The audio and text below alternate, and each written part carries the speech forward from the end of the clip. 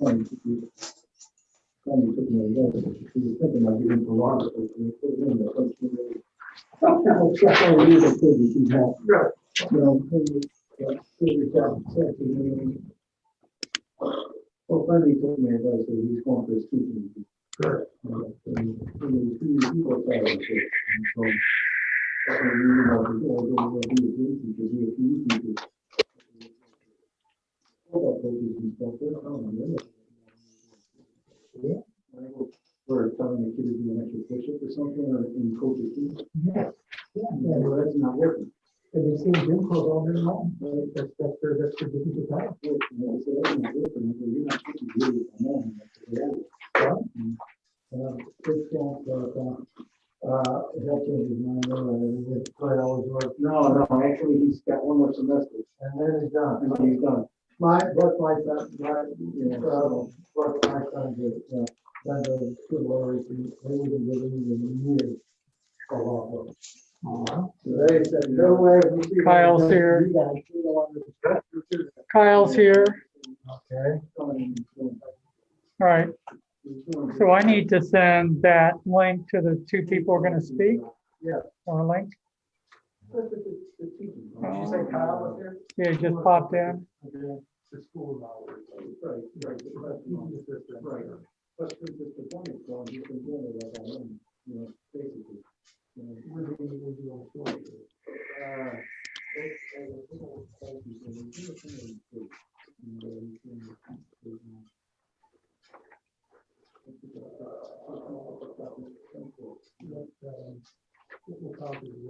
All right, no, he's talking about teaching.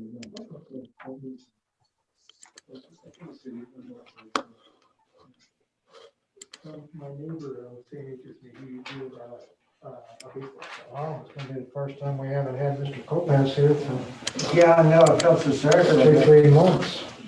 I mean, he was, He stuck it out, yeah, he didn't was very much in He control was- of the time And too. then the little pizzas he got for it. he? Patient too. Yeah, Just put a one in. yeah, with all those running around and really some of the Yep. church comments. All over the place. Oh, damn, I forgot. I have, 2 pieces of wood that are about like this size. They were part of the bottom of a wooden box that my dad had. And I'm looking to replace it. If I showed you that wood, do you think you could tell me Give you an idea, yeah. the species? Okay. Good. Kind of all over the area. As long as it hadn't been stained and Well, I don't know what it's been. It may well have been stained, but I'm just looking at, it's fairly lightweight, but it's still a very dense grain. So, of course, if it's as old as your dad, by this time it's lost almost all of that stuff starts to turn to dust. that's true. No, he had got one of his many quirks, was to, he liked collecting, using little boxes, little organizational things and stuff like that. I understand. I got a basement full of boxes. All these little boxes. Is there? My brother-in-law opens the kitchen door and goes, what are all these boxes in here? Well, if you notice, none of them have bottoms. They're all, prototypes or wood chips got torn out. You there, Joe? I haven't. Why? Okay, just checking. Been here for a while. I was having a side conversation that, and you never know what words are going to come out. So I just muted myself. So Yeah, we were, we're having some trouble. We were trying to we found a picture in the Juneau News with Colin working in the emergency center. So we were trying to send it to Renee and to her mom. And I couldn't get the okay. picture to go to Linda. Your background was changing. Yeah. I couldn't decide. We'll go with the snow. Rubber band? A rubber band? You went for the snow over the lake. You grab one? Yeah. But I think we're, Is Schuster in there? yeah, I saw him sign in. Oh, I don't see him. He was in here. There he is. There he is. Area. There you go. Can you guys hear Mr. Cooper? Gentlemen, can you hear me? I'll tell you, since I'm the only one up here, Yes. Okay. Oh, let's see, as soon as Mr. Mills returns to the room, Okay. that's fine. Professional village clerk would have a word. I could have said all rise when I walked in the. okay, all right, we're recording. Go ahead. All right, gentlemen, it is 7:30. Let us do a sound check on those who are attending remotely. Mr. Diatley, can you hear us? Yes, I can. Mr. Perino, can you hear us? Yes, I can. Thank you. Mr. Harney, can you hear us? Loud and clear. Mr. Killinger, Yes, I can hear you. Mr. Steele, Yes, I can. Mr. Nemick, 5 by 5. and Mr. Schuster. Yes, sir. Okay, that's all those attending remotely. They can hear us. We can hear them. Here in the building is myself, Village President Stephen Pickett, along with the Village Clerk, Anthony Mills, along with Chief of Police, Chief Rivas. And we are ready to call this meeting to order. We said earlier, part of it is being, or it is being done remotely according to the executive orders from the governor that we can do that on the Open Meetings Act at this point. So now that we've got that out of the way, let's go ahead and open the meeting and pledge of allegiance. Right. United States of America. Under God, indivisible, with liberty and justice for all. Okay, roll call, please. Mr. Moreno, Here. Mr. Datley, Here. Mr. Nemick, Here, Mr. Zambo, Mr. Merkel, Mr. Harney. Here. You have a quorum, Mr. President. Okay, we have 4 attending via remote. We have 2 absent. We have a quorum. We have a meeting.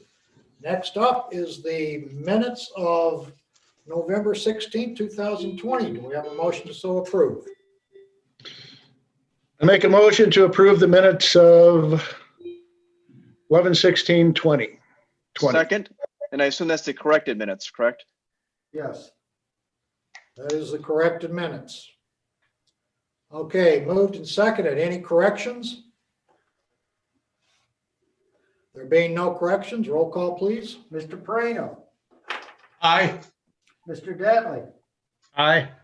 Mr. Nemick, Aye. Mr. Harney. Aye.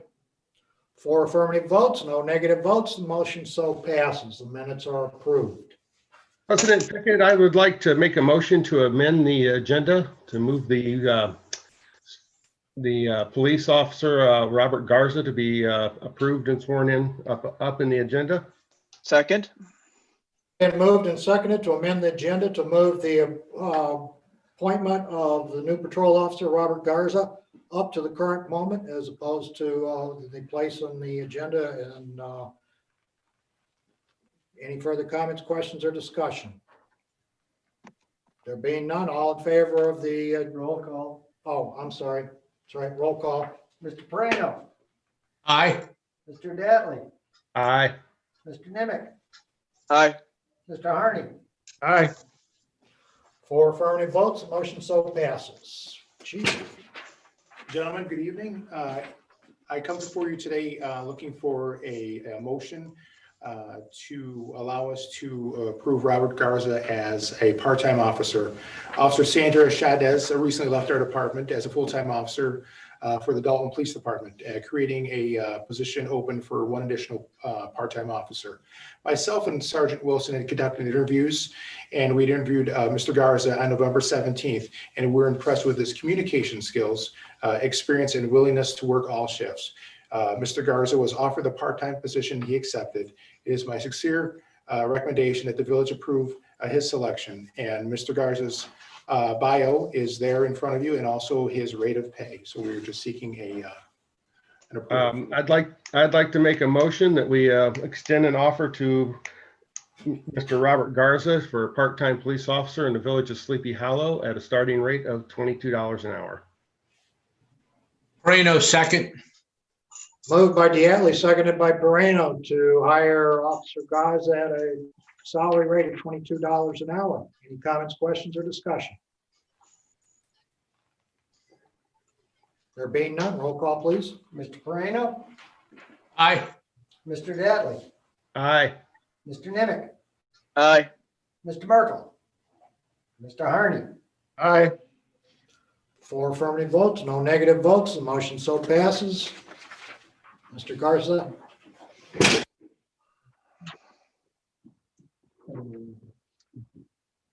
This is the fun part of my job, and it's actually the best part of my job. So before we get going, welcome to Sleepy Hollow, and I hope you enjoy it as much as the rest of us do.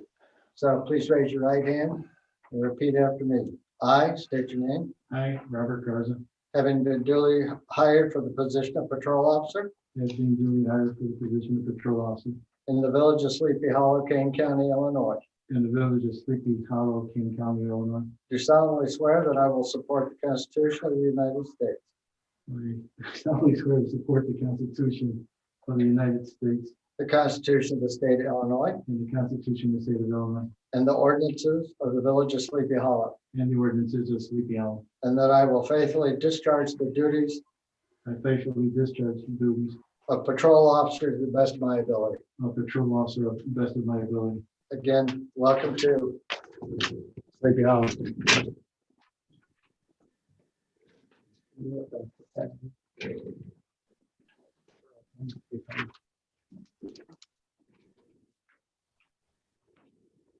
That is for you.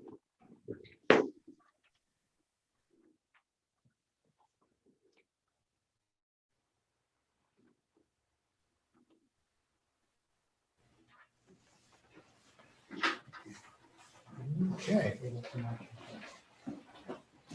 All right, we return to the regular agenda, the president's report. Excuse me. The first item is the Coronavirus Relief Fund and the CARES Act.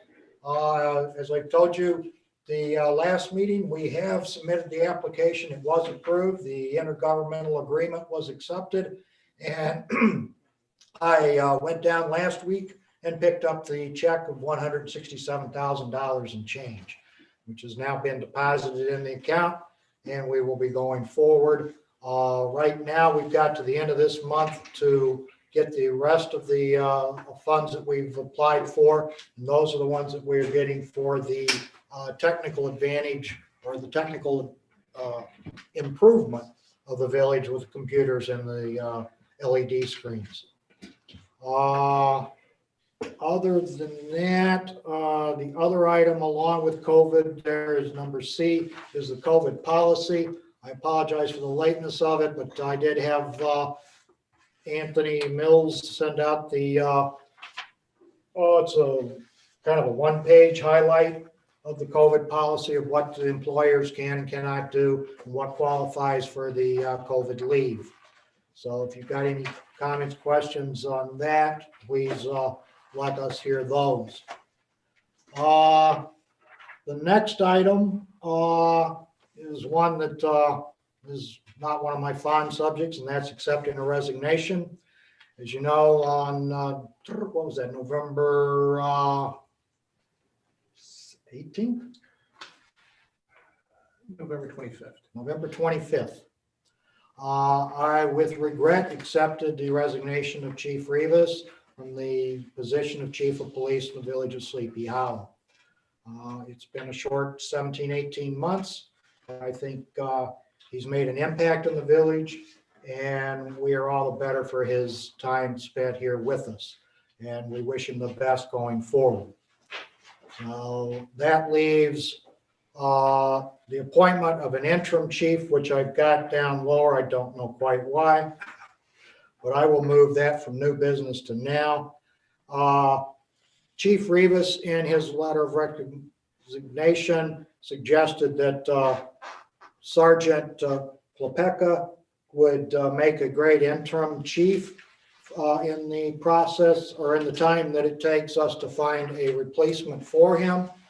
And I would like to take him up on that recommendation and appoint Sergeant Chris Klepeka as the interim chief of police for the village of Sleepy Hollow until the search committee can be retained and obtain another chief of police for the village of Sleepy Hollow. I also would like to increase Sergeant Klepeka's salary by 10% from approximately $62,500 to 10% would make it $68,891.68 while he serves as interim chief of police. So any questions on this so far? We're rattling through a lot of it here. So I've accepted the chief's resignation. I would like a motion to accept my appointment of Sergeant Klepeka as interim chief. So moved, Diatley. Second, Harney. Moved by Diatley, seconded by Harney. Any comments, questions, or discussion? There being none, roll call, please. Mr. Moreno, Aye. Mr. Dattley, Aye. Mr. Nimitz, Aye. Mr. Harney. Aye. Okay, 4 ayes and no nays, motion so passes. Sergeant Klepeka will serve as interim chief of police of the village of Sleepy Hollow until further advised. Okay. Mr. President, Yes. excuse me, when does that commence? I'm sorry, commences upon the resignation date of Chief Rivas, which will be the close of business December 18th. All right, so it'll be commencing at that time. Commencing at that time, correct. Thank you, Mr. Schuster. Okay, that leads me to the next item, which is the appointment of a search committee for the chief of police.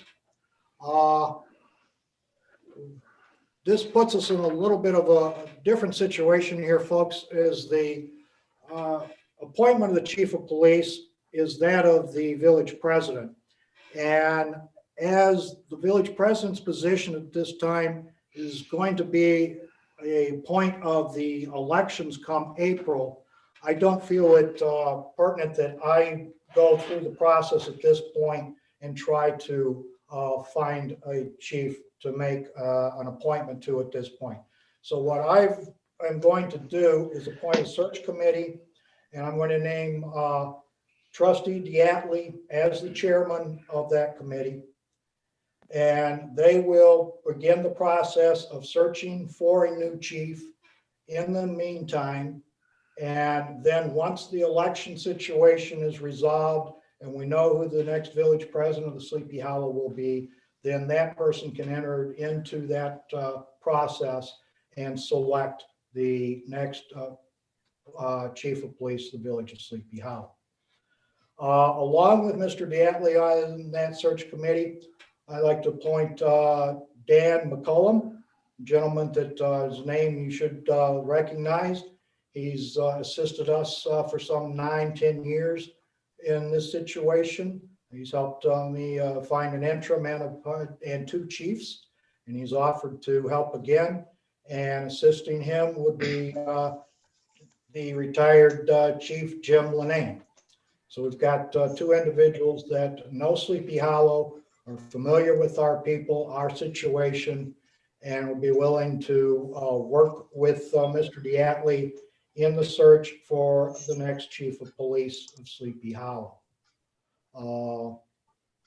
And the sweet thing about this is it comes as no charge to the village. So that is nice to know that we'll have the advantage of these gentlemen helping us, and it will be at the kindness of strangers. Any questions, comments? Just a comment, Perino here. Yes, Anthony. If the, with Trustee Diatley and the search committee, if they were to find a replacement prior to the April consolidated election, would we as a board then approve that individual, or would we wait? No, until- Anthony, the appointment would be that of the village president. And if Mr. Diatley and the search committee were to find someone prior to the election, that would be just held until the election was over and the village president was determined. At which point then whoever was village president would make that appointment. Thanks That's for the one of the reasons why clarification. I stepped out at this point, to leave this open and so that there's no interference in there at all. Yeah. And yet, Thank you if for- the process gets to that point, we've got a village president, they can step back on and make their appointment from there. Thank you. Sure thing. Any other questions or comments? If not, I'd like a motion to approve my appointment of a search committee. I'd like to move that we appoint a search committee that President Pickett has assigned the members of to search for a new police chief in the village of Sleepy Hollow, Perino. Second, Diatley. Moreno made the motion to approve the search committee. Diatley seconded. Any further comments, questions, or discussion? If there be none, roll call, please. Mr. Harney. Aye. Mr. Nimitz, Aye. Mr. Dattley, Aye. Mr. Prano, Aye. Four ayes, no nays. The motion so carries. Thank you, gentlemen. Thank you. Okay. All right, the next item on my agenda is a property tax referendum for the April consolidated elections. It's been bandied about a couple of times this past fall that maybe the village should consider a referendum for a property tax next spring. Time's getting short, gentlemen. I'm not quite sure. I know it's a 92-day limit from the consolidated elections for some referendums. Mr. But a President, property do, tax question mark, is that a 92-day or is that a 6-month window? no, it's deadline would be January 21, so you've got 3 meetings left to consider that. All right. All right, then, if we've got 3 meetings left, I want to kick this out onto the floor and see if you guys want to think about it. You want to talk about it? Do we move forward with it? Or do we just bite the bullet and move forward? Well, I would like to start Prano here. Obviously, the word referendum is in my front of my mind.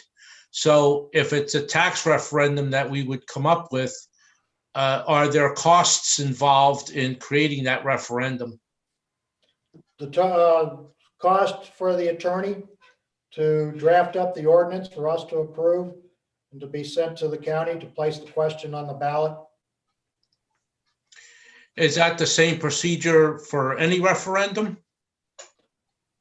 Yes, That depends Well, on the referendum. well- For our referendums as a judicial, not a Well, there's judicial, but two. as a, no, it's a village, so there's 2 process. One is citizens can petition and ask for a public question to be put on the ballot.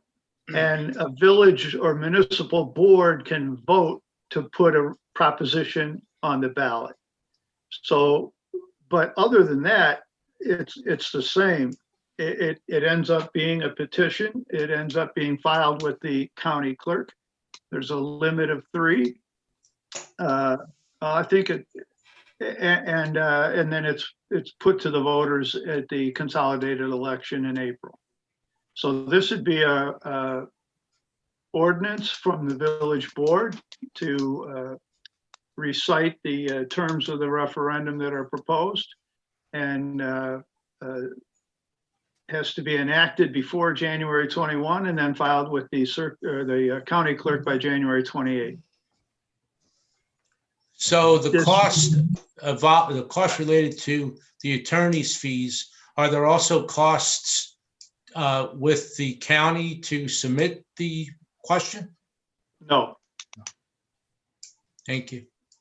If we didn't do it this time, when would the next opportunity be? the next opportunity would be, general election of General election. 2022? Yes. Next I year. there will think be- about 18 months from now. Okay. I And, don't, yeah, I think that would be it. and Mr. President, if I may, Joe? I believe, looking at my Zoom screen here, 3 of the trustees here were not around last time when a lot of these discussions and recommendations to the finance committee came up. But as I recall, the finance committee several times had recommended an amount, and the referendum finally passed was 1/3 of what they recommended, and they said we actually needed to run the village for the next decade or two. So I believe they said, let's try for 1/3 now, and in the future, when things get tight, and we'll ask for another one, because last time we were running out of money and we actually started to cut services, I believe, is where we're at. So I think the goal from the finance committee was to get to the point of getting funds to run the village without having to cut services, basically to keep the status quo, correct? I believe you're quite correct, Joe. Was it a third or a half? It was I a thought it third. was 1/3. It was cut back, I remember, from the original estimate of what might be the needs, and there was the idea was that a second referendum would follow at some point. I don't know if it was a decade or two, but it was in the Oh, no, but future. right, if we didn't get the full amount, that Correct. we were gonna run out of money at some point, right? So Oh, okay, that's what I was saying. If we didn't get the full amount, we were Yeah. gonna run out of money, and so. right.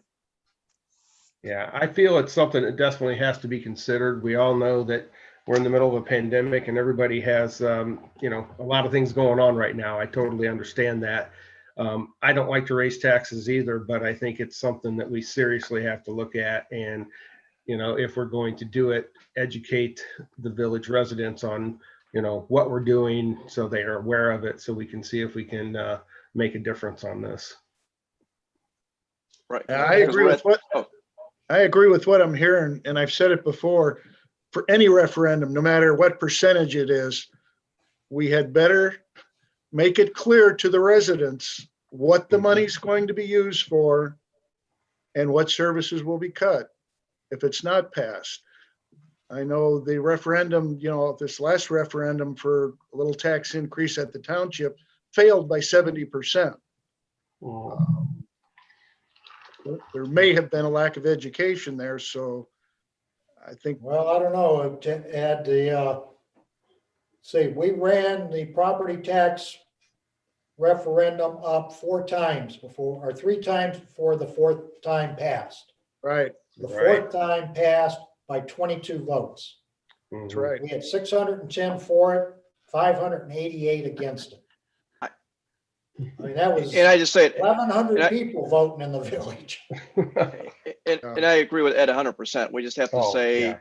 this is what the money will be used for, because, I mean, we all know we're at the point now where we're giving less money for, we may not be able to provide any extra money for paving streets and things like that. So what's not gonna happen if the referendum doesn't pass over, I guess, almost 2 years, right, Mark? Is that what you said? The next Well, election, 18 months, 18. Yeah, 18 so- months. right, and you know that once it passes, if it passed in April, you wouldn't see taxes until the following summer anyway. right. You know, Right. By the Right. time it was implemented and all the rates were changed and whatnot, that would be revenue for summer of 2022. And if it's a November election, it might even kick it farther out. Does that I mean think that you the can tax squeeze bill out would not within- go up? The tax bill would not go up for this June then, right? It'd be the following year Right. before they It can would be implement the it, following year. That's correct. because it's I in believe there. that's correct. And if we waited till November of 22, we wouldn't see a tax increase until June of 23. Yeah, maybe 24. Maybe I 24. think 23 works in that scenario, though. We can check on that if it comes to it, or you want to know. Because that could get, if it was passed in November, you could implement it in your December levy, I think. I would just like to make one other comment, and I'll keep it somewhat generic. With any referendum, I just would hope that everybody thinks of all types of referendums and how they all impact village activity. When, as we manage a village. Are we, President Pickett, are we going to be voting this evening on whether the referendum would go forward? Do you want to take a vote on moving forward with the referendum? We I- kind of, I'm just asking the question. Was that our objective? I brought it up for discussion. It's been bandied about a couple of times. The time is short. If we're going to move, you're going to have to make some decisions and you're going to have to make them quick. We can't put this off another 8 or 9 weeks. Mr. President, Yes, part of this discussion, you need to consider how much to ask for. correct. And we take a number and then we back into a rate increase. And then there's information that's required to, there's like 3 or 4 required paragraphs that need to be filled in for the Right. education of the public as to what the effects would be. So it's really, I guess the discussion tonight would be a consensus for me to put together a report to you of what figures you might consider and what the effects would be on an individual tax bill maybe. And then decide whether or not to proceed with any of this. The final action is, of course, an ordinance. It's like 3 or 4 pages long with the exact language that's required and whatnot. So that's sort of the overall process, Mr. Perrino. Tonight, there's nothing really to vote on except for to perhaps arrive at a consensus that the board would like to see its options about this topic. Is that fair, Mr. President? Fair? I And think Mr. it's the next President? step we need to take. yeah. Yeah, I Mr. think we should. President? Joe? Yeah, I agree. And can I think can Brian run out the numbers of what we would need for a referendum just to keep the Well, you can status take a look at quo? the budget and pretty much take a gander at it. Yeah. Right now, fiscal year 21, we got $868,537,000 forecasted in property tax. As Joe mentioned, the last time we went through this, and as Mr. Schuster also alluded to, we didn't get what we wanted the first 3 times. The third time we went in, we went for a third of what we'd asked for originally, with the idea that we could come back. At that point, a third of it was about $180,000 a year. Today, if we did a third, it'd be about $244,000 increase to the overall line item at 33%. If you take a $300,000 home, that comes out to about, right now, they'd be paying about $740 some odd dollars in property tax to the village of Sleepy Hollow. With the 33% increase, they'd be paying $984 for Sleepy Hollow.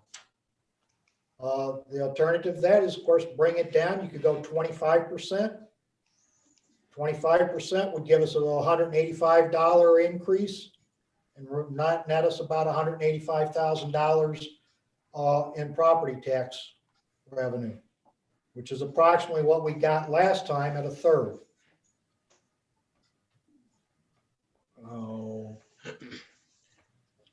Those are some big numbers. And what we need to know is, are we going to lift this now or not? Let's find out. Yeah, let's go for it. I think we have to. I am not in favor of it for 2 reasons. One, I know we have a quorum, but there are 2 trustees missing, and I think it'd be important that all trustees be involved. And I understand that the responsibility is on the trustees themselves, to attend the meetings. And secondly, I think that we lose sight of the fact that other referendums have not been approved by the board.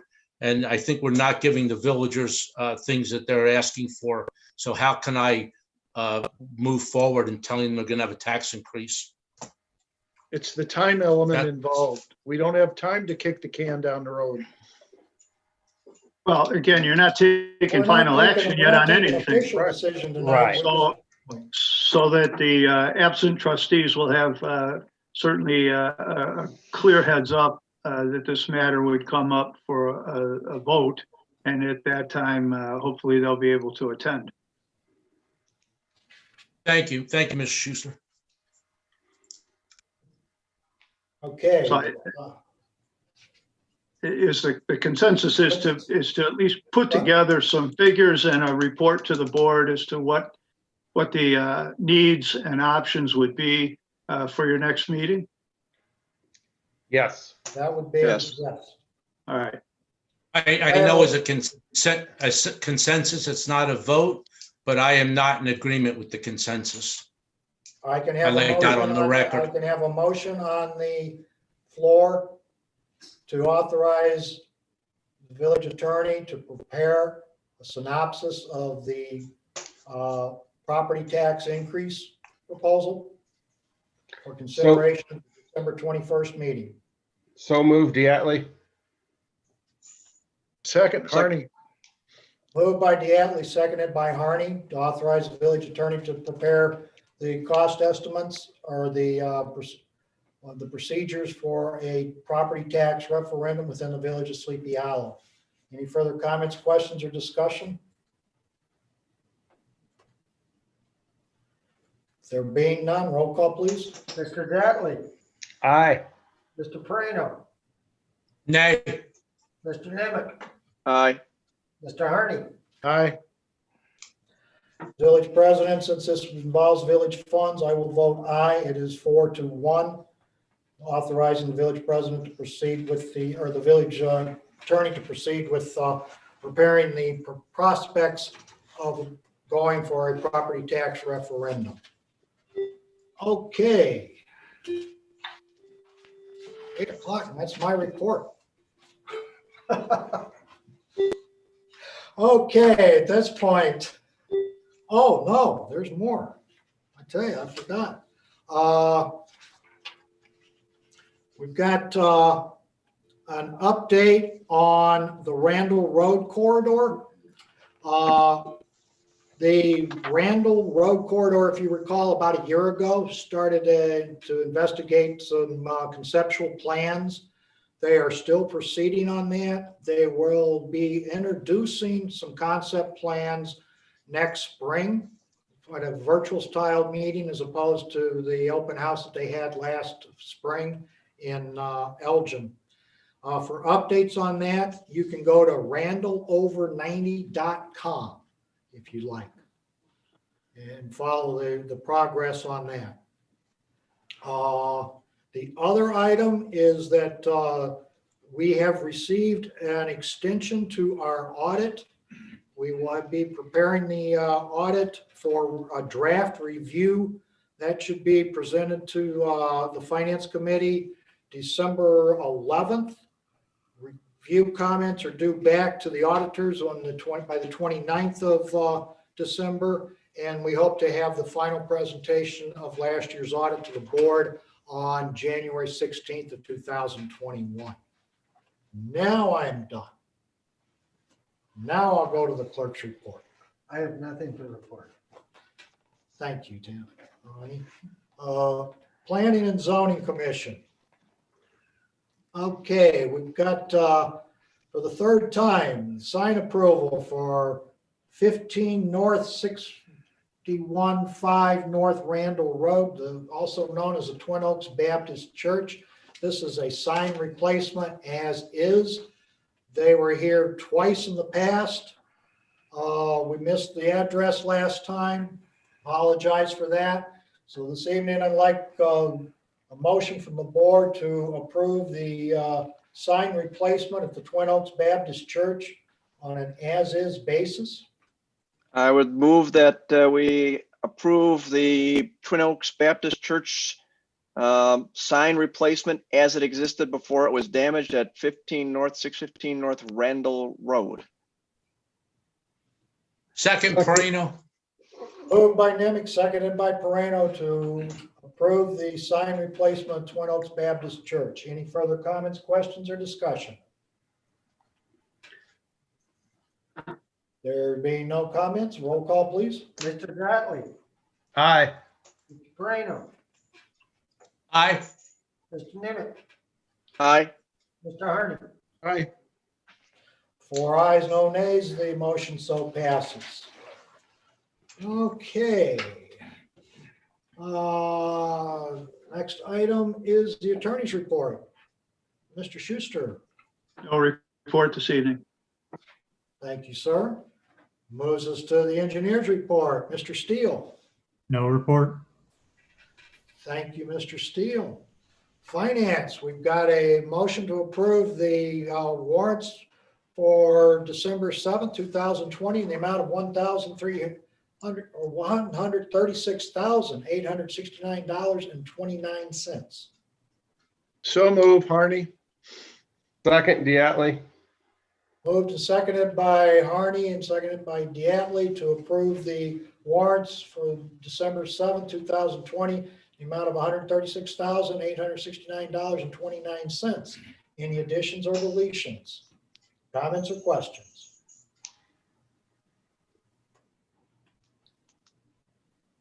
There being none, roll call, please. Mr. Dudley, Aye. Mr. Moreno, Aye. Mr. Nimitz, Aye. Mr. Harney. Aye. 4 ayes, no nays, motion so passes. Thank you, gentlemen. Okay, brings us to the next item on the agenda. One to be read into the record, and then we've got a couple that said that they would like to join us to make their comments themselves. So are they with us? Yeah. They are, okay. Need to ask them to unmute and turn on their video if they want. Okay, let me get through this first one. This is some comments from Mr. Setz. Earlier, he's asked that these be read into the meeting. And I quote, "I had several signs stolen out of my yard this past fall, reported it to the police and replaced the signs as they were stolen. Another resident who lived on Joy had a sign pulled up, defaced, and thrown to the roadside. They didn't see any sense in reporting it as they think the village is not generally responsive to residents' needs or complaints. I do not agree with that sentiment, but understand why they feel that way. I can also sympathize with the trustee who had a similar experience to mine.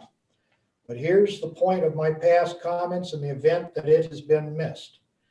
There is an ordinance regarding temporary election signs, and my view was that the signs I pointed out were in violation of the ordinance. It had nothing to do with content. It is no surprise to me nor anyone else that we have residents who are not aware of the village's ordinance. But I expect our elected trustees to not only know the ordinances, but follow them. I also expect the code enforcer and the police to enforce the village's code regardless of the person or their views. I know of one resident who took down their sign after being informed it was in violation. Why others did not do so suggests to me that some people just do not care, and that is very concerning. Free speech is a guaranteed under the Constitution, and I have been thinking a great deal about the current sign ordinance, specifically about temporary election signs. It seems that some residents do not understand the election has ended and the signs are no longer relevant and should be removed. It has also occurred to me that the word temporary is ill-defined and can be used as a loophole, just as having a sign composed of different components that each technically meet the village's code, but when combined to form a single coherent message, do violate the ordinance.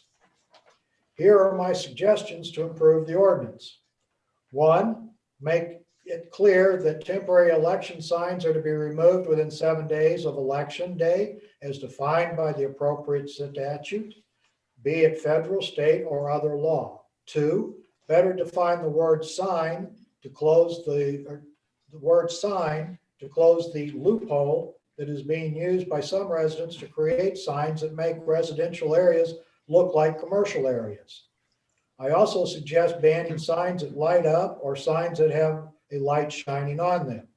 3, my understanding of constitutional law is that signs cannot be banned outright, as the ordinance states, although apparently can be banned by a homeowners association. For example, my BLM sign cannot be banned, nor can the signs protesting the cell tower. I believe that the village has the right to regulate the size of signs, and it should do so and be specific about it. Lastly, I expect public officials, elected, appointed, or publicly employed, to obey the law and set the proper example. I also expect them to be open to criticism and to conduct themselves in public in a measured and nuanced manner. I do not believe these are unreasonable expectations in a civil society with the democratically elected officials. Thank you. Okay, and those joining us remote this evening, I have a Mrs. Tiffany Bullard. Mrs. Bullard, are you with us? I am. Hello, can you hear me? Yes, we can, ma'am. Would you Yes, go ahead and make your comments, please? for sure. Hi there.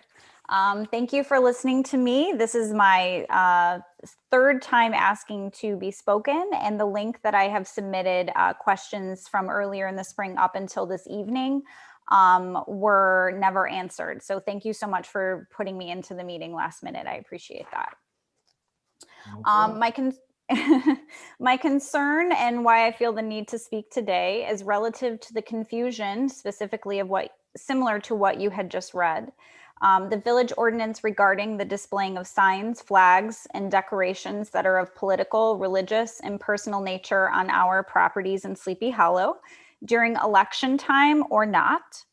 There is a lack of clarity from the village board about what is acceptable and what is a violation, and going forward, how our village wants to represent ourselves. We are all entitled, as you have mentioned, to have our freedom of speech. We are also expected to be welcoming and neighborly, and would appreciate the Board of Trustees and village president, present and future, to set the example of acceptance in our community, to show that you abide and uphold the ordinances as stated. And how can we say what we want to say in a way that isn't triggering or rude, offensive, and without profanity and the use of strong words? I'm a mother of 3 young kids, a 7-year-old, a 4-year-old, and a 1-year-old. And I've been a resident of Sleepy Hollow for 3 years now. And I have seen racist, profane, tasteless COVID-19 jokes about death on Halloween as a decoration. And I have to explain these to my children as we drive through our neighborhood. And I have to answer these questions. So regardless of political party, religious affiliation, cultural background, and personal beliefs and opinions, I think it's important that we keep this non-political and neighborly and beyond personal. I reviewed the recent letters that were sent by the village member on Crane and the response from trustee Mr. Merkel, who is not here today, from the November 16th Zoom meeting that was published live. To me, this exchange is deeply problematic. Mr. Merkel's statement read into the record concerns me. His unkind words, the insults and insinuations, calling people morons, hypocrites, hacks, and insinuating that a resident does not believe in God or is un-American. This kind of personal statement is unacceptable coming from a village trustee in midst of a public meeting, in my opinion. It was appropriate. Thank you, President Pickett, for stopping that statement in its tracks. I appreciate that. The resident on Crane has repeatedly asked for the board to answer this question. And so far from what I have read, there is no direct, clear statement for us residents. I personally need clarity because I have signs in my yard and did have signs in my yard, and as do other people. So my main question is, what is allowed and what are the violations and what are the regulations, such as what is considered a violation for a sign or a flag or yard decorations? What is considered a political sign versus a sign displaying personal opinions or freedoms? And what is a size violation, a quantity violation? Is there a design violation, an official or unofficial violation? Is illumination allowed? And is property placement, such as so many feet from public property, what is the clarity of that statement? Because last election, our first year here, we found out that it had to be within 15 feet. And I know other people have violated that. We were cited and we moved our signs back. So we want to be in compliance. We don't want to create a ruckus, essentially, is what I'm stating. What is the timeline in which each kind of sign can be displayed? What is the violation consequence? And how do we as residents cite these violations and how are they enforced? There is no policy, as far as I can see, that clearly answers all of these concerns as far as I have read. So therefore, I feel like we need to rediscover it. We need to upgrade it so that our community's direction can have an understanding and we can be neighborly about these violations and citations rather than being angry at one another. I want to keep this a classy neighborhood. I want to make sure when people view these YouTube town hall meetings as a way in which we can maintain our property values and that people feel that they are welcome here. So that is my statement. Thank you so much.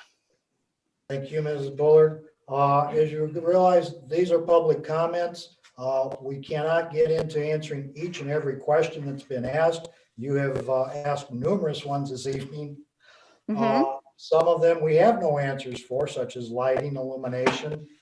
But I can point you to the code book, section 8, chapter 3, which will answer some of your questions on displaying signs on private property.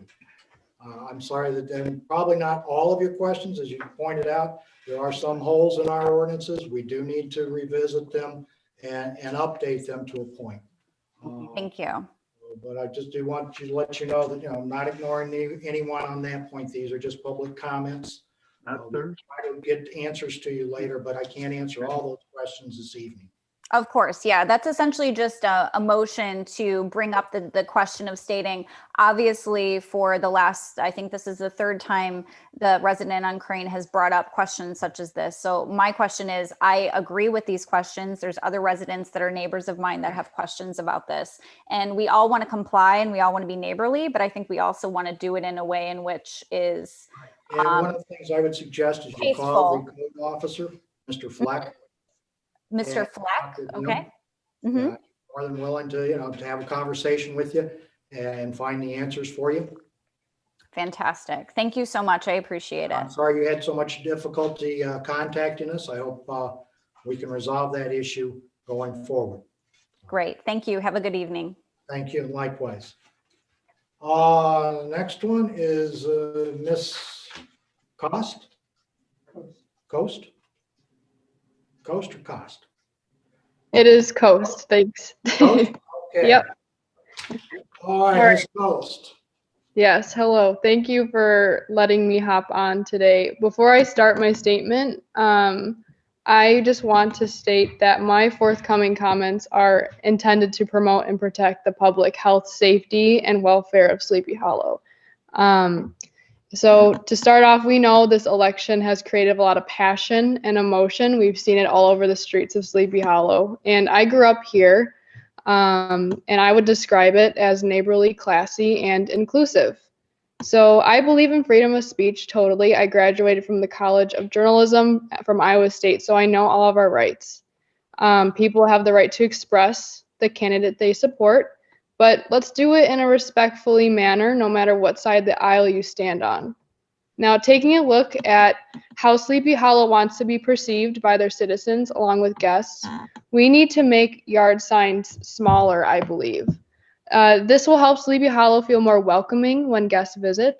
And when people drive by houses, they should not be, essentially yelled at by signs. They're creating turmoil and can create racism relating to a certain country or a certain group of people.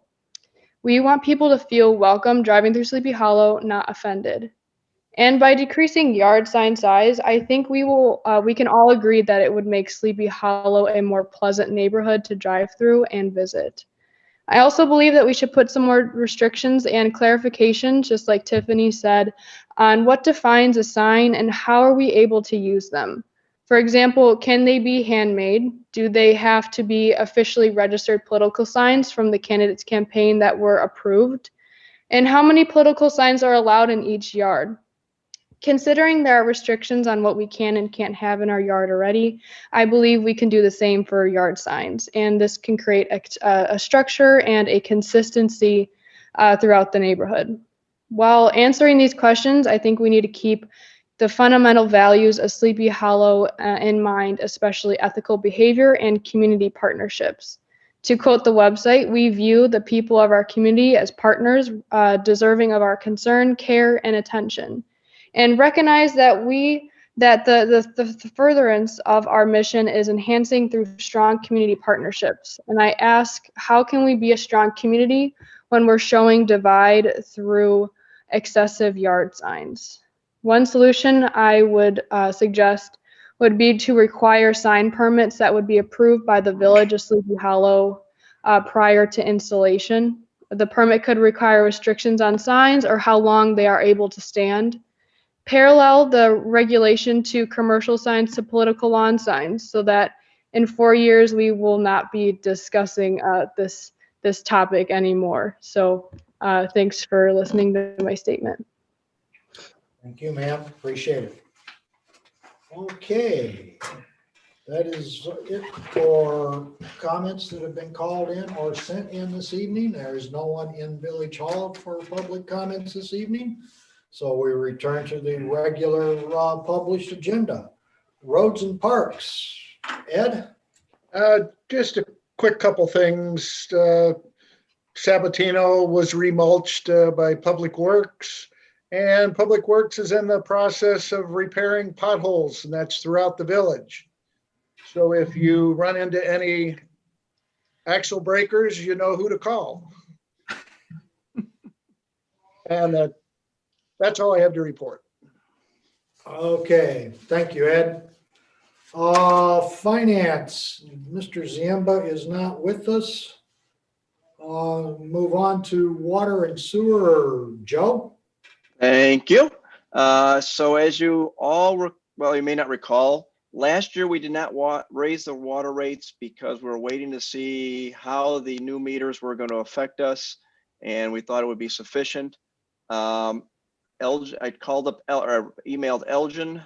They are increasing their water rates by 4% this year, as they will be doing for, I believe, the next 4 to 5 years consistently. So I've talked with President Pickett, Kyle, and Brian. So let me just run. I got an email from Brian I'd like to read into the record. As October 31st, we're receiving enough water revenue to pay off both the water loans at the maturity date, which is good. The total water revenue collected from the beginning of the calendar year through the end of October was $755,342.42. The water expenses for the same time, and not including depreciation expense, was $748,907, leaving us with a just over $6,000 buffer, $6,434.60 buffer for water main breaks and other unplanned events. He believes that the 11% increase for the water rate is reasonable to compensate for the 4% water purchases from Elgin and the increase in salary allocation from Public Works. So the recommendation that the 2021 water rates effective January 21st will be $8.67 per thousand. That will cause us, if you can look from the your packet, to break even with water purchases based on the Elgin increase and Brian's analysis of the 2020 water purchases. We'd like to also adjust the demand charge and the hydrant fee to $25 to cover costs, salaries, loan payments for the new meters, and partial depreciation. The actual number, if we want to cover depreciation and what to stay solvent, would be closer to $35 for the demand charge and the hydrant fee, but pretty much everybody considers that would be too much of an increase at this time. So that being said, I will move to authorize the village attorney to draft an ordinance for the next meeting to increase the water rates effective January 2021 to $8.67 per thousand and adjust the demand charge and hydrant fee to $25. And also at that time, he is going to amend the ordinance to just have the hydrant fee be reflective of the demand charge, since that's the number should always be the same. So that'll save us a little bit of paperwork in the future. That is my motion. Any? Second, Diatley. Okay. Joe has made a motion to increase our water rates by 4% effective January 1st, 2001. Is that correct, Joe? It's actually, I think Brian said it works out to 11% since we Okay, didn't increase them last year. Then what we want is a dollar amount? Yeah, dollar amount, yes. You have the dollar amount? I read it, yeah, it was in the motion there. Let me go back. 867 a thousand. Yeah. There it is, 67,000, right. 1,000 versus, what have we been charging? I in the past, I looked at, we always just set the new rate for the year. So $867 per thousand and $25 for the demand charge and the hydrant charge.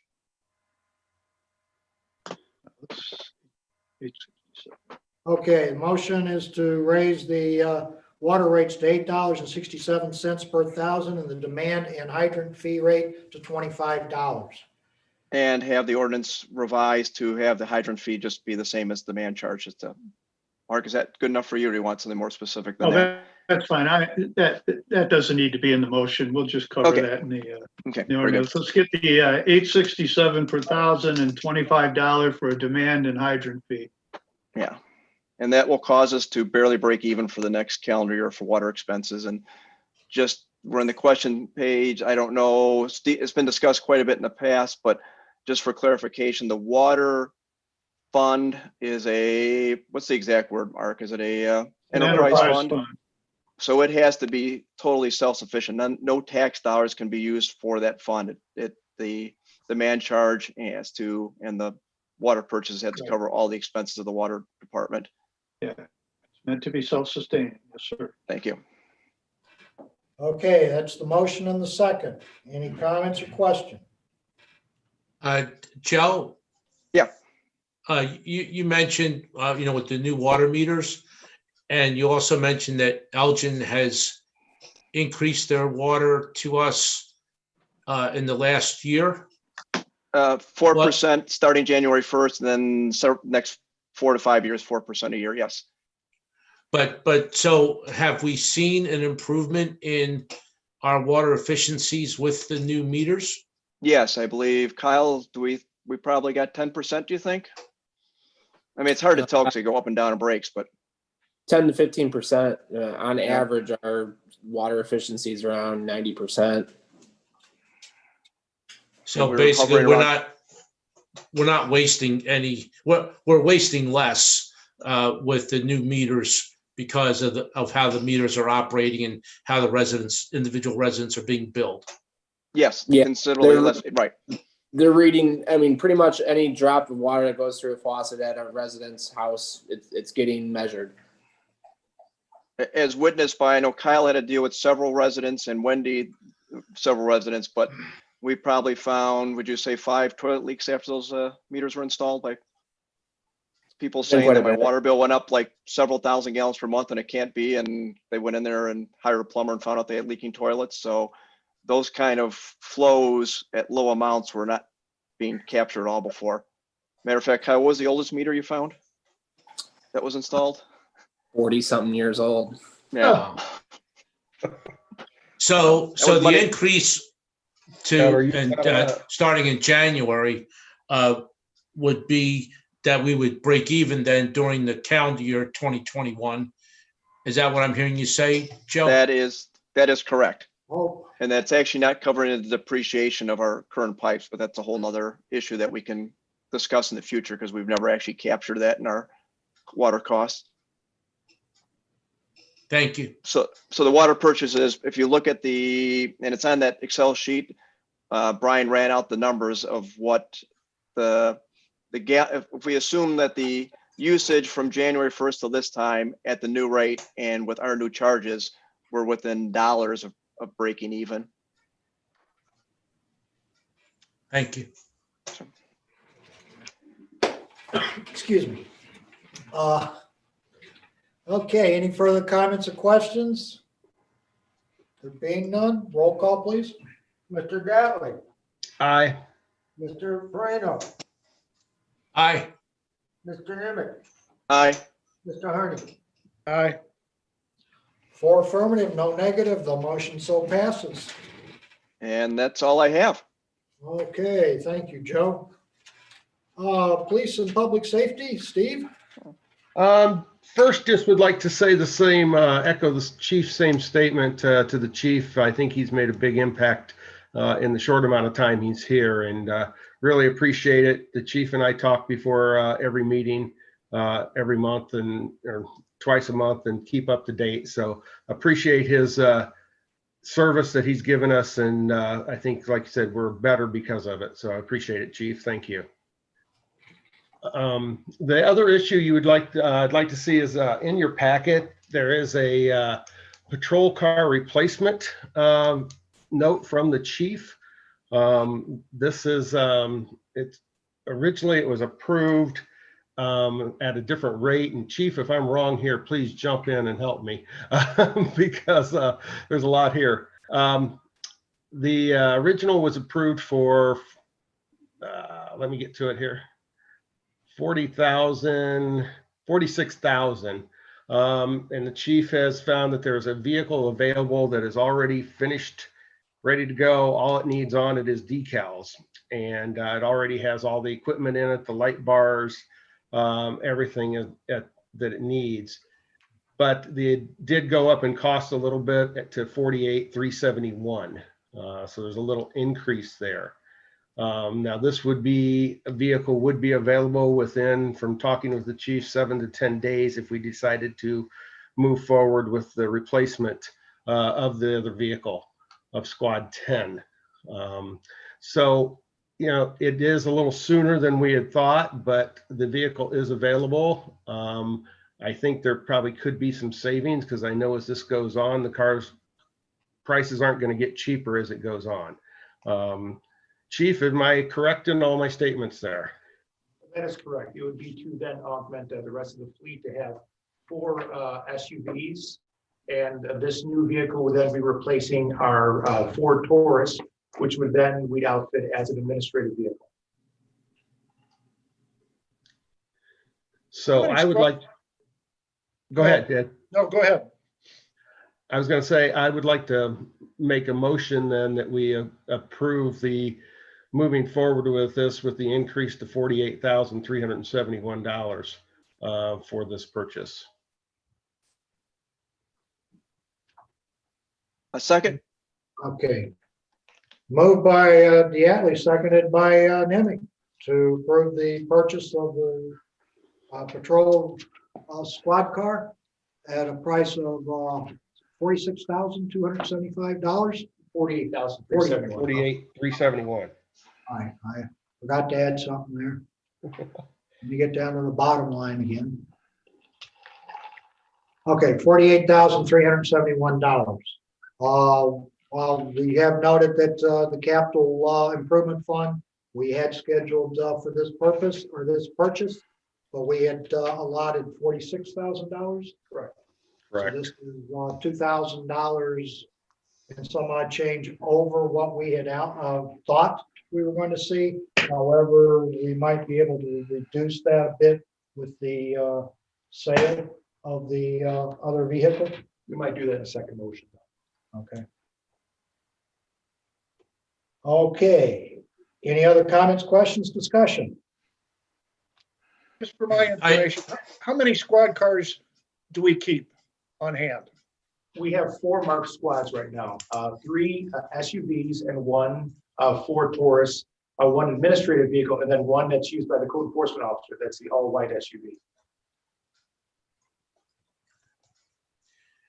And Chief, I heard you say that the administrative vehicle is the white, was it Crown Vic?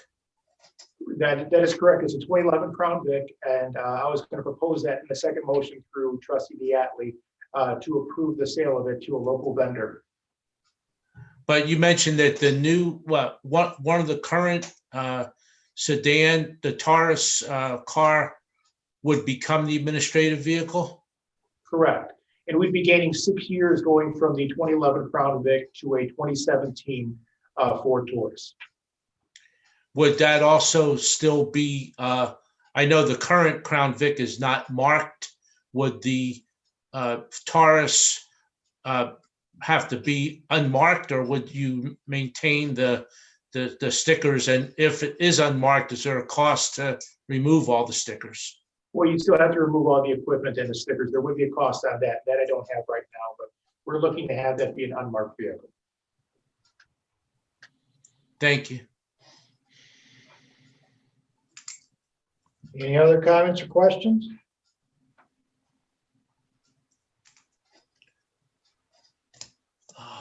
Okay, there being none. Roll call, please. Mr. Hardy, Aye. Mr. Moreno, Nay. Mr. Nimitz, Aye. Mr. Dattley. Aye. 3 to 1. 3 to 1, village president cast his vote with an aye. It's a 4 to 1, motion so passes.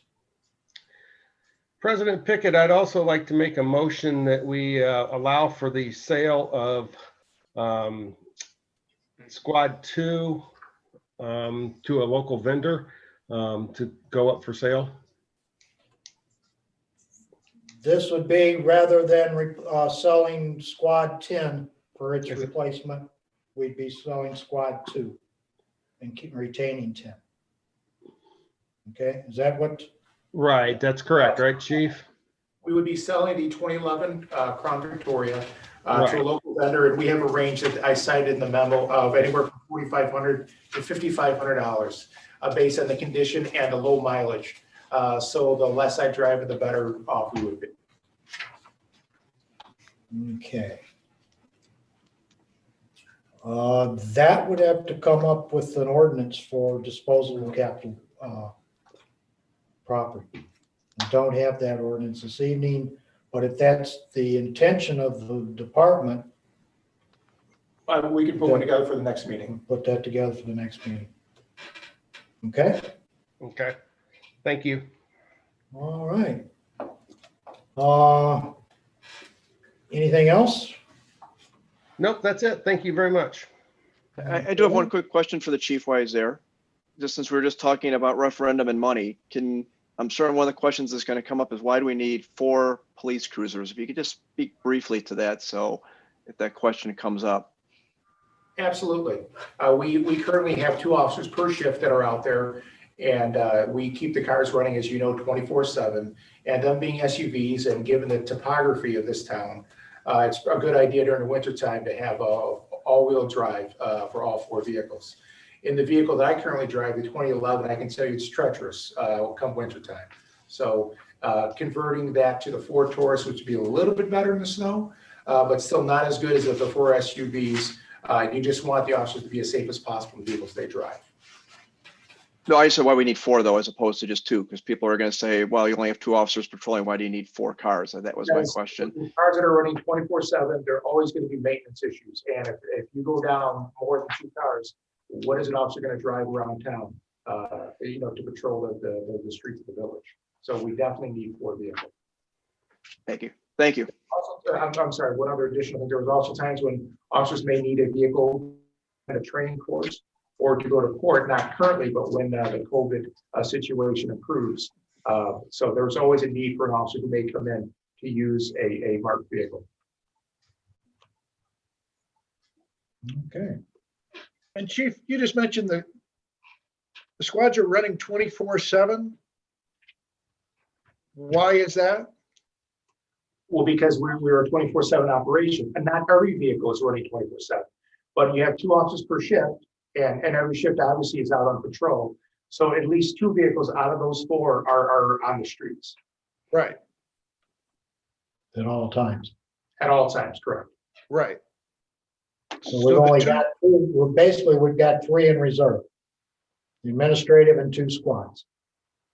So I think it's just grammatical there. You don't mean that they're all, you mean that there are 2 cars always on the street 24 hours a day, 7 days a week is what you mean, that That not is- all of them are running. There's always an That's correct. operation. Oh, I misinterpreted that. I thought the Yeah. other 2 were idling in the parking lot or something. Okay, It's 20 below zero, they are. okay. Okay. Yeah, any other comments or questions for the police department? They're not. Move to building and environment. Mr. Merkel is not with us this evening. He left no messages or report. Next one up is building and zoning. Anthony? Thank you, President Pickett. I had a conversation with Barb Detmer last week, and some of us may have seen the for sale sign on the monument sign at 1001 Main Street, the former Maxwell Motors building. Ms. Detmer shared with me some information, and I would like to know if, I'm not sure if we can discuss it at this moment, but I would like to bring it up at least at another meeting to discuss the status of that location, to get additional information on what steps we need to take and some recommendations for future people who approach the board looking for opportunity. So I'm basically asking the question because although I've been at this gig for 2 years, I'm still a novice at it. Do I go into detail now on what I heard, or do we bring it up at another meeting as a Not here. topic? May I make a suggestion? Yes, Mr. Schuster, you've been, Right, Mr. Moreno and all the board members. I also have, that information's been forwarded to me. I've been in touch with an attorney for Midway Auto House Group Incorporated, which is the record owner of the property. I don't have definitive answers yet, but I have asked him to confirm who's managing that building. He has confirmed that it is for sale. That is a legitimate brokerage that is advertising the property for sale. I do not have confirmed information about the person, the company that was found to be using the property, and whether that's a legitimate interim lease of any kind. And I have not had confirmation from All Pets Wellness Center of what their status is. But I have made those inquiries. So my suggestion would be, let's put together a report, and I'll push for some conclusive evidence to present you at your next meeting. Is that that's acceptable. meet with the board's approval to approach it that way? Yes, thank you, Mr. Schuster. And even if it's maybe the meeting after that, but Okay. thank you for bringing it up so that we have it out there as to, the status. We need to get some confirmed information about what's going on there. Very good, thank you. Very well. I have one other topic I had. I was informed that there's a property in the village that is conducting a VRBO, where basically they are renting a space in the residence. I'm not going to mention the resident address, obviously, but I believe we do not allow that in the village. There's nothing in the code that I saw that would permit that activity. So I guess my question is, I would probably reach out to Mr. Fleck and have him investigate this situation. Would that be the right approach? What, this is a RB&R or? No, well, it's a VRBO is like It's an a- Airbnb. It's the same kind of operation. Is that right, Mr. Moreno? Yeah, it's vacation rental is what There the you go. V stands for. Yeah. Yeah. So, it's a online means of renting out a portion of your home or all of your home on a temporary basis. Correct. And this has been advertised and it's published, and just from doing some investigation on myself this afternoon, I was able to confirm the location with 100% accuracy. But I think that obviously this is not something that is permitted in the R1 residential district, as far as I understand, because I don't see anything in the code that allows it. And the next step would be for Mr. Fleck to send him a notice.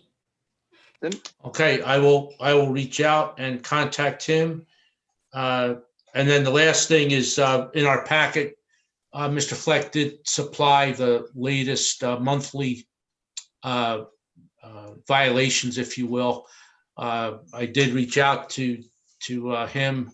There was no additional comments on the numbers, but just to see that this would be the activity for the month of November.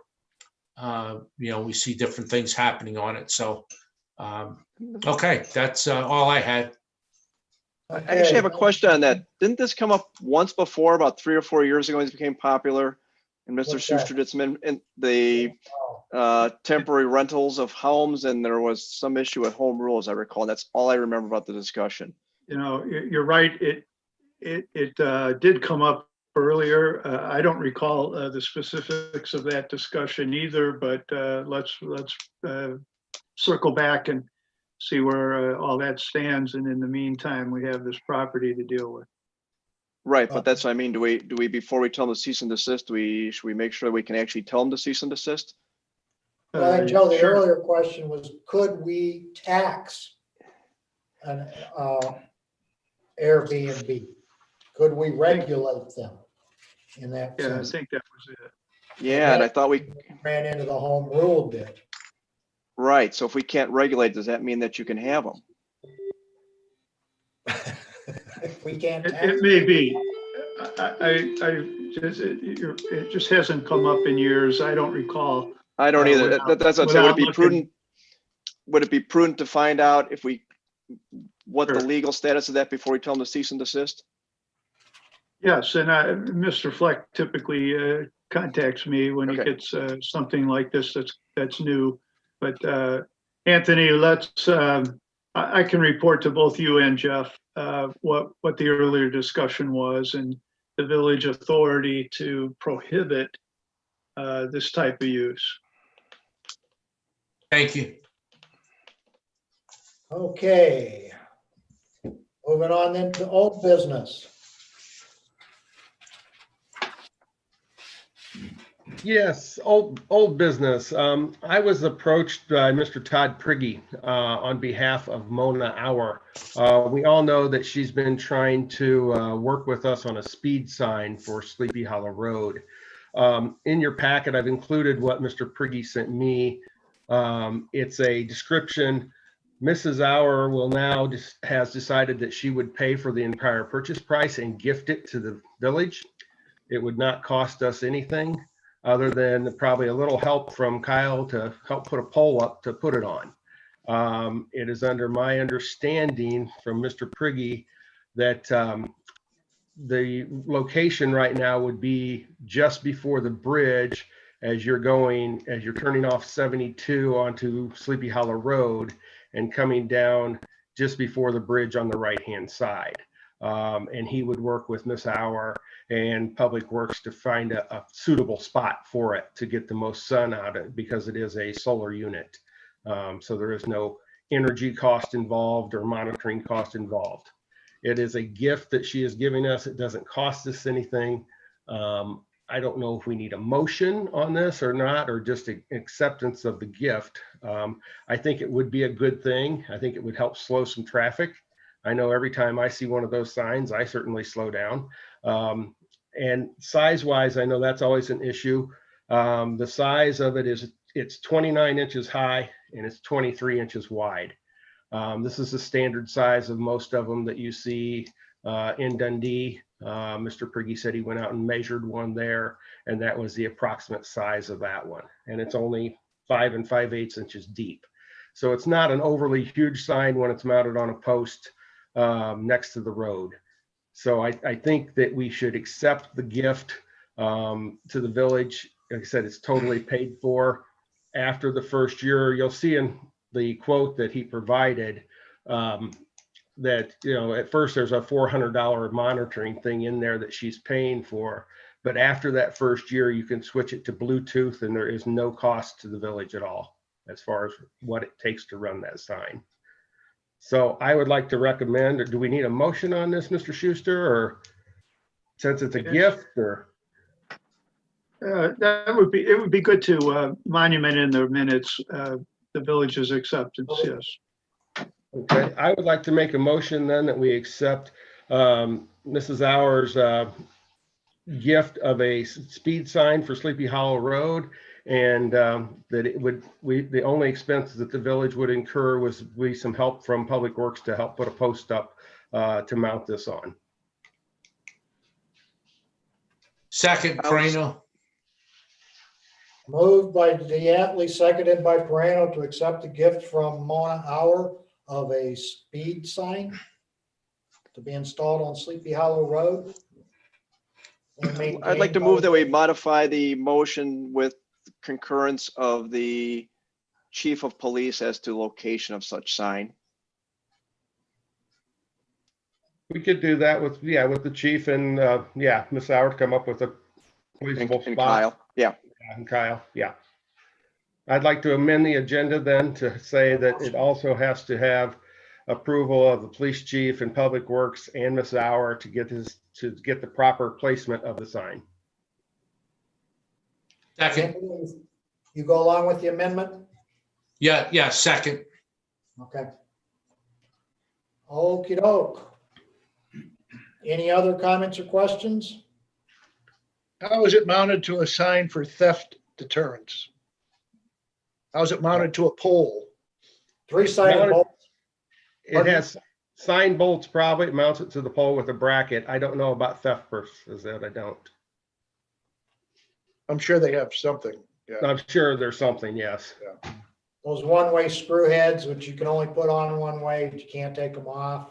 Something Right. along that line. Kyle, is there anything special for the signpost that has to go in to keep somebody Okay, from let's ripping get out the through the vote signpost? first, Joe. Which one? Let's do the No. roll call first. Roll call, please. Mr. Well, I Hart? may vote no if I don't get a good answer from Kyle. We're still under discussion, aren't we?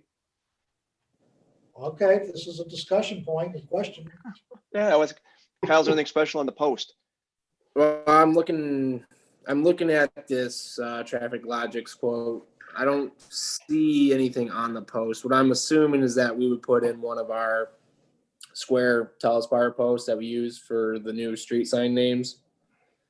And then I would just use the bolts that I use for the street signs that are security screwed. You think that's sufficient to hold it in a post like that somebody wouldn't rip it out or would be damaged, or is that? You think Yeah, that's acceptable? the anchor is 4 feet in the ground, so Is it I mean, okay? if somebody really wants to steal the sign, they're gonna steal it. There's no stop. They'll just take the whole post. But Okay. I think that's what I would do because I don't see a Which begs post the on question, here. gentlemen, if it gets vandalized or stolen, who's gonna replace it?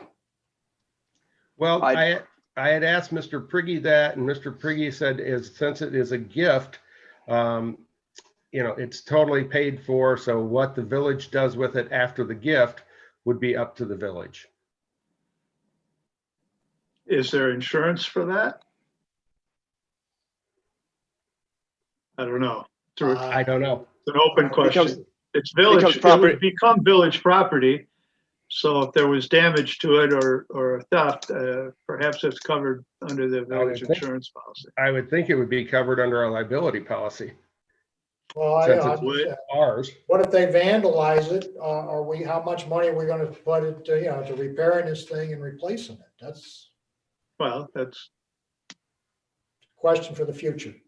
be the Yeah, deductible, right? Yeah. Village has a deductible for any of that?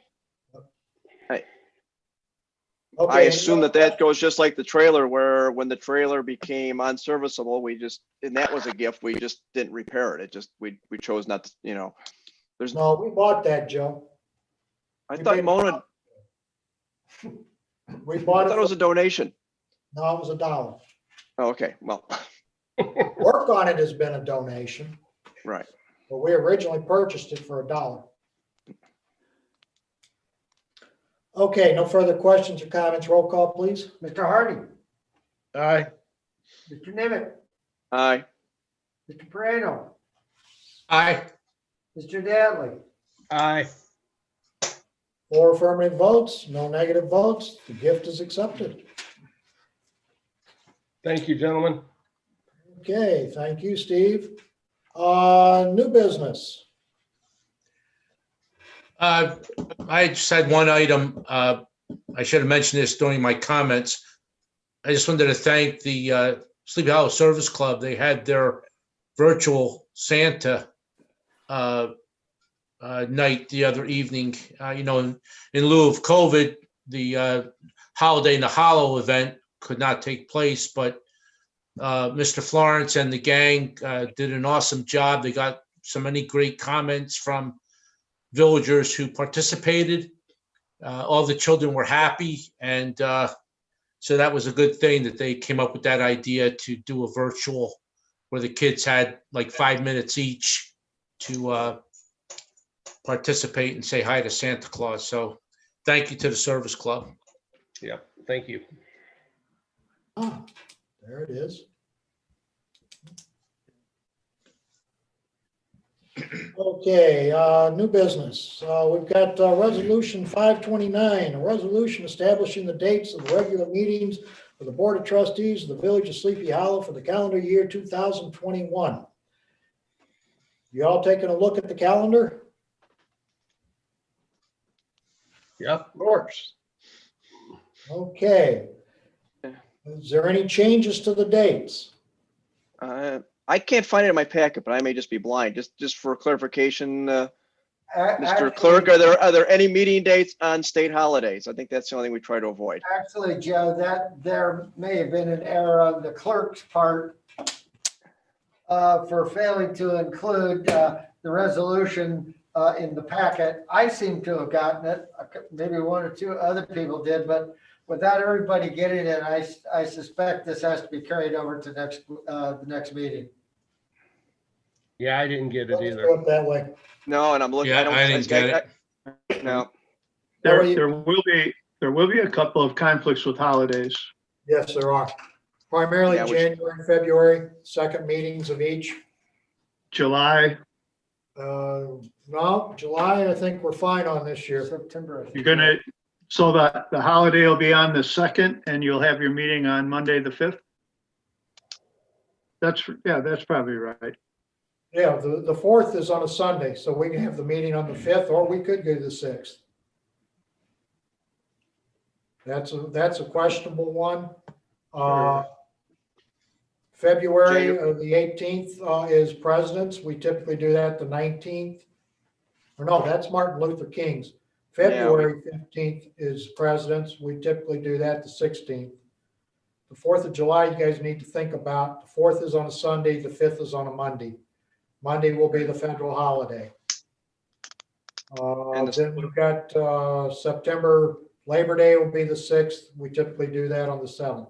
But we will put the agenda or the calendar out and we'll have this on the December 21st agenda.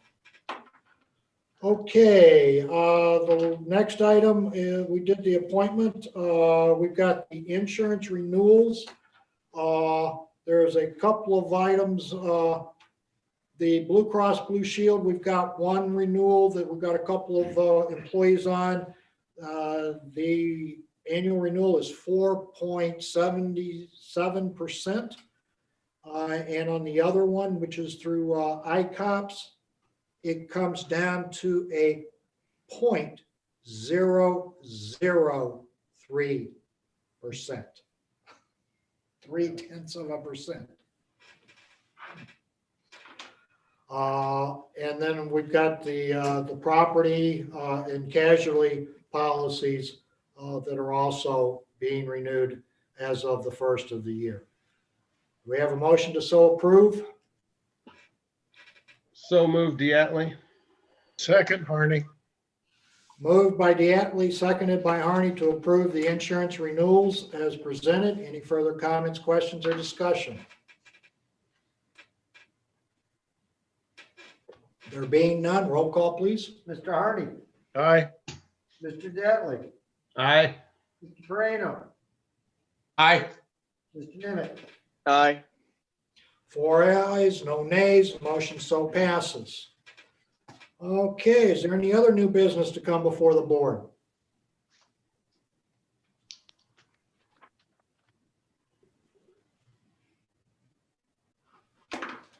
Well, we get to step 16 in the agenda. I Oh, move to step adjourn, 15. sir. Second, Diatley. Moved by Nemick, seconded by Diatley to adjourn. Roll call, please. Mr. Harney, Aye. Mr. Dattley, Aye. Mr. Moreno, Aye. Mr. Nimitz. Aye. 4 affirmative votes, no negative votes, all, nothing else. Motion so carries. We are adjourned. We'll passes. see you at 7:30 on the 21st. Good night, everybody. Thank you, Good night. everyone. Stay- Good stay night. well.